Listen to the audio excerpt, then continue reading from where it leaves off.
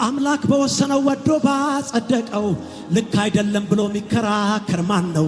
ግልጽ ነው ውሳኔው አድሎ የለበትም። ጌታ ከወሰነ ይግባኝ አያሰኝም።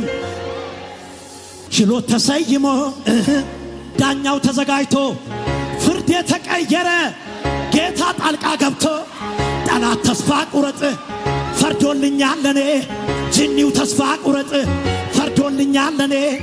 ግልጽና ልክ ነው የሰጠው ውሳኔ። ኢየሱስ ጌታ ነው።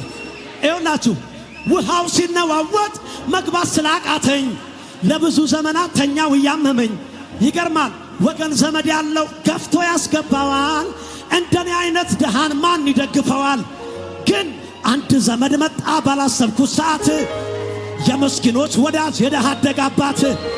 አሜሪካ ዘመድ ባይኖር ችግር የለም እኔ ያለሁኝ ብሎኝ፣ የሆነ ባለስልጣን ጓደኛ ባይኖር እኔ ያለሁኝ ብሎኝ፣ ይኸውልህ የተሸከመኝን አልጋ አሸክሞ ላከኝ።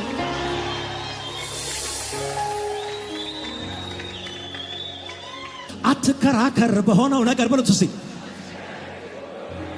እልፍ ብለህ አልፈው ቆፍር። ኤሴቅ ቢደፈን ባይኖርም